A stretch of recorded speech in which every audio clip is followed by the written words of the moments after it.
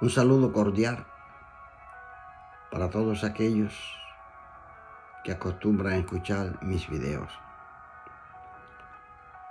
Hace algún tiempo que no hago ninguno, pero hoy se conmemora un día que no debemos olvidar, ni los que sufrimos aquella monstruosidad, ni quienes tuvieron la dicha de no conocerlo. Un día como hoy, fueron conducidos desde sus hogares a la antigua provincia de Camagüey, un nutrido grupo de toda la isla, a integrar o ser parte de un campo de concentración llamado UMAP, que crearon desde el 29 de noviembre de 1965 y que duró hasta el 30 de junio de 1968. Tuvieron que quitarlo por causas ajenas a su voluntad, porque aquello fue un escándalo mundial que condenaba a ese gobierno que siempre se ha llamado digno y respetuoso de los derechos humanos y ha sido el más grande violador de todos los principios humanos, faltándole el respeto a todos los habitantes de una nación durante tantos años. El 29 de noviembre de 1965 se inaugura en Cuba, con mucho silencio, queriendo aparentar que era una recogida, que era un llamado, mejor dicho, que era un llamado del servicio militar obligatorio y que no era otra cosa que una recogida para formar un campo de concentración que no tenía mucha diferencia sobre los campos de concentración de Stalin ni de Hitler, que son iguales, porque esa llamada extrema izquierda y extrema derecha son hermanas, tienen los mismos defectos y ninguna virtud. Han sido especialistas en condenar a personas sin cometer delitos, solo por no pensar igual a ellos, por no someterse. Y a nosotros nos tocó un pedazo de eso a mediados del siglo XX, cuando Cuba proclamaba libertad para el mundo y se decía primer país libre de América. Era el único país de América que había creado un campo de concentración para quienes no pensaran igual que ellos o no se adaptaran a las medidas arbitrarias que ellos querían someter a todo el mundo. Así empezó. Desde nuestros pueblos salimos escoltados fuertemente por militares con armas largas. Y así llegamos a los diferentes lugares que teníamos que llegar en Camagüey. Aquellos reclusorios pintados de blanco, con cercas de 32 pelos de alambres de púa y una sola puerta de entrada. No es fácil aceptar esa verdad que tantos desconocen. Ellos han logrado a través de los años que la gente fueran olvidando aquello a llegar al punto que lo desconocieran. En parte lo han logrado. Y los que quedamos de aquel holocausto, aquello no sé qué nombre le pueda dar, porque eso fue una arbitrariedad hacerlo en nuestra patria. No podemos seguir callados y ocultando esa verdad triste y dolorosa. Aquello existió allí, muchos lo desconocen. El mundo entero lo desconoce. No se habla de eso. Y muchos en nuestra propia patria lo desconocen. Algunos que nacieron por esa época y antes tampoco lo conocen. Es como si aquello no hubiera existido. Sin embargo, aquello fue un lugar doloroso. Y a los lugares más pantanosos y inhóspitos de la provincia de Camagüey fuimos conducidos. ¿Qué delito habíamos cometido? Fuimos tildados de lo que ellos quisieron. Drogadictos, en aquella época homosexuales, como se le decía, no gay como hoy, bandoleros, vagos, delincuentes, en fin, una lacra. Así llegamos a Camagüey, donde la población se erizó cuando nos vio llegar, porque ya habían creado de antemano un ambiente en contra de nosotros, de los que llegaríamos allí, que éramos lo peor de la sociedad, que debían reivindicarnos, porque con nosotros tal vez pensaban hacer el hombre nuevo, que tanto ellos han proclamado. Hoy vemos quién es el hombre nuevo. El hombre nuevo que crearon ellos son las personas, hombres y mujeres, sin ideales, sin ilusiones,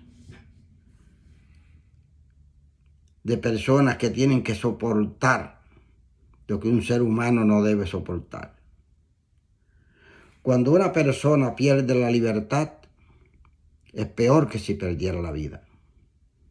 Porque cuando se pierde la vida, no se siente más nada. Pero cuando se pierde la libertad, se sufre. Y el cerebro se transforma.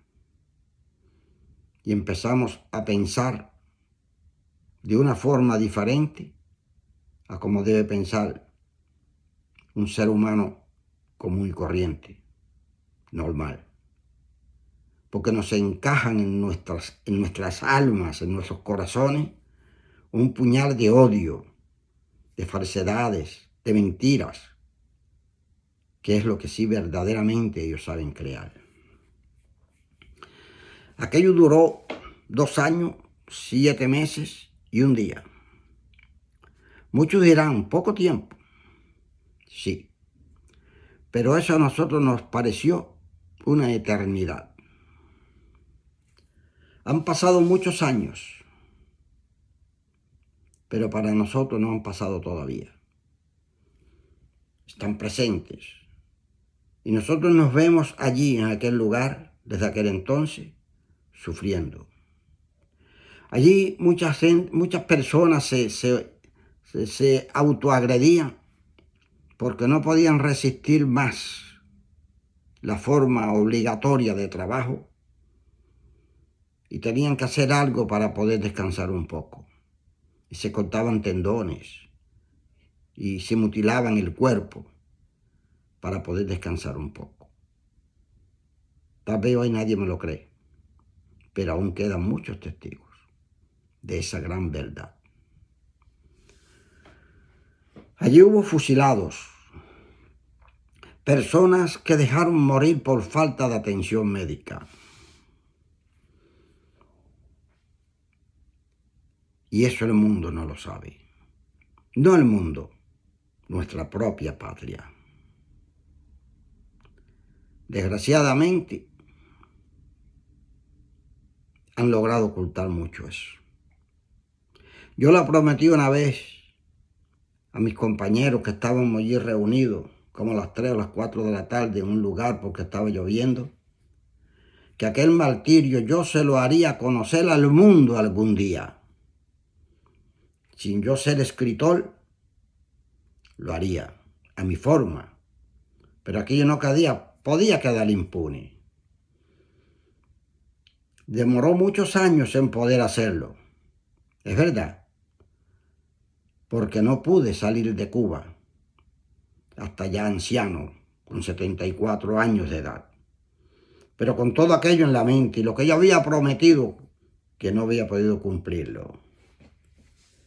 Lo logré cuando llegué a este país, a los Estados Unidos de Norteamérica. Y en este libro que les mostraré ahora,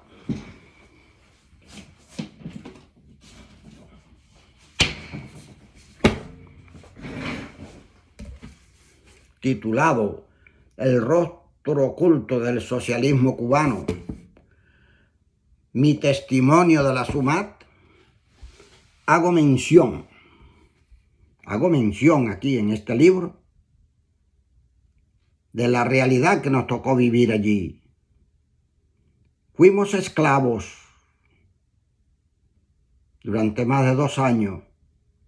Sin cometer delitos, fuimos allí trasladados para hacer trabajos forzados en la agricultura y otras labores.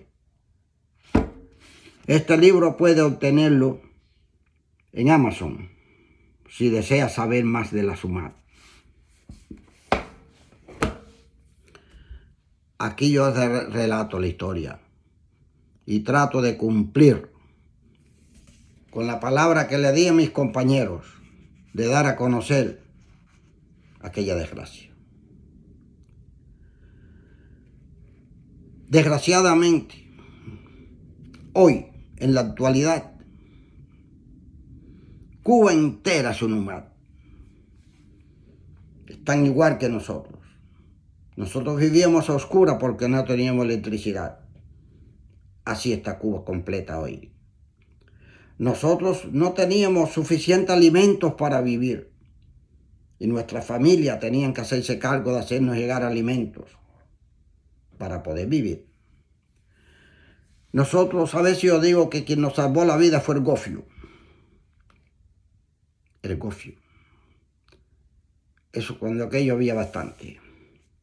La familia nos llevaba gofio, nos llevaba algunas cosas de comer que se podían conseguir. Y así pasábamos. Y así pasamos todo ese tiempo. Sin embargo, vemos que la ONU, la OEA y otras organizaciones más y los gobiernos del mundo, cuando aquellos permanecían ocultos, pero no tanto como hoy, donde vemos lo que está sufriendo el pueblo de Cuba, porque no se les pudo combatir a tiempo. Y no porque el cubano no haya luchado, sino porque fuimos traicionados por nuestros aliados, sin decir quiénes son. Pero sabemos quiénes son, quiénes fueron. Hoy vemos cómo van delegaciones a Cuba. ¿A qué? ¿A lograr qué? Si ellos no conceden nada. Ellos reciben lo que le dan, pero no ceden nunca en nada. Las libertades están perdidas. El pueblo vive sin comer, vive sin comida. No se sabe cómo se pueden sostener, cómo pueden inventar. El dinero no vale nada. No hay medicina. Los médicos se vuelven locos para poder atender a los pacientes. Así mismo era. Nosotros vivíamos carentes de todo eso que se está viviendo hoy. Muchos de aquellos momentos aplaudieron que nosotros fuéramos conducidos por no ser revolucionarios a esos campos de concentración de la SUMAP. Hoy lloran si están vivos. Sufren porque ven a sus nietos, a sus hijos partir al extranjero desesperadamente buscando libertad. Hoy sufren. Y también recuerden aquellos momentos. Esa es la triste realidad de la historia de Cuba. Hoy vemos que ni la ONU, ni la OEA, ni los derechos humanos de nadie, de ninguna parte del mundo, hacen nada, ni siquiera por protestar con semejantes arbitrariedades. No lo hacen. Porque los que somos enemigos de esos regímenes totalitarios como los socialistas, no somos pares humanos y no le interesamos a ninguna institución. Sin embargo, cuando un país que está en el mal, que están viviendo en la maldad, que hay pandillas, que hay gobiernos extorsionando a sus habitantes, ningún derecho humano protesta. Pero cuando se libera y entonces se toman medidas contra ellos, entonces aparecen los derechos humanos a defender a quienes no tienen que defender, como está pasando en El Salvador con Bukele. Bukele ha salvado a ese país de la delincuencia, del tráfico humano, de todo lo malo que puede tener una nación. Sin embargo, hoy los derechos humanos quieren intervenir allí, en El Salvador. ¿Por qué? ¿Y por qué antes, cuando violaban mujeres, cuando le exigían a los dueños de un negocio que le pagaran dinero, cuando no podían salir porque te golpeaban en la calle y te mataban, cuando eso los derechos humanos no existían? Pasa lo mismo en Cuba. Hoy nadie se mete. Cuando mañana ese gobierno no exista, entonces la ONU quiere llegar allí y hacer algo. Ya es tarde. Por lo menos no voy a hablarle más porque ya llevamos un tiempito y no quiero hacer muy largo esto. Mi intención es que se sepa que ese indigno campo de concentración para los oponentes del régimen